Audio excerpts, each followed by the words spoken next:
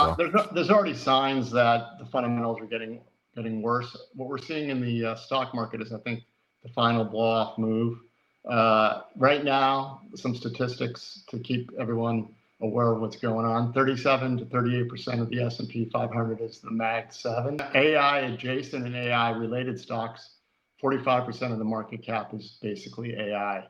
So basically, you're buying a capex story with the companies that are investing not making money yet, and at some point that stops of its own. The financial markets stop funding that. We're starting to see the beginnings of that.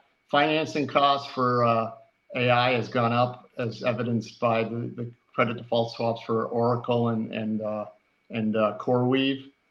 So financing is getting more expensive. OpenAI even admitted that at the end of last year when they basically begged the government for a financing bailout, which didn't fly over so well in the popular press. So financing costs are rising.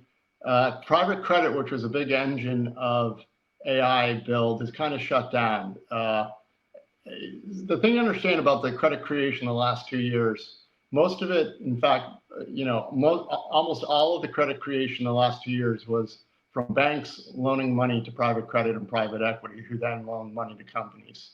And right now, that market seems to be shutting down. There's a rush towards the exits.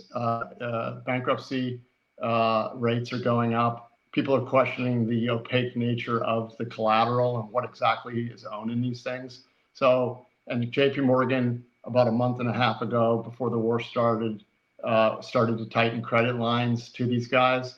That's the beginning of the end. So we're in the beginnings of the credit cycle rolling over. We're just waiting for the stock market to figure that out. The other thing people should understand is semiconductors, which are a big feeder into the AI investment capex build, are so far above their monthly Bollinger Band. The only last time they did this was in March of 2000.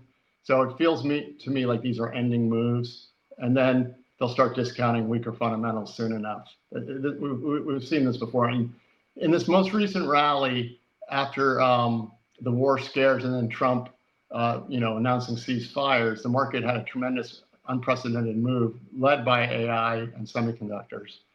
What's interesting is the Dow Jones Industrials have not confirmed this move. They've not gone to a new all-time high. In fact, they're starting to, they peaked out a couple days ago, and it looks like that's having a hard time advancing.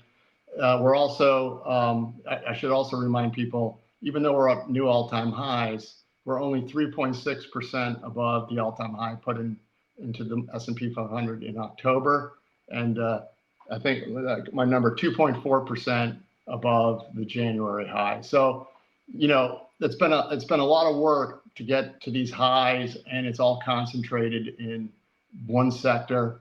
You know how that ends, and with the economic backdrop and the fundamentals, you're basically picking up pennies in front of a steamroller, in my humble opinion.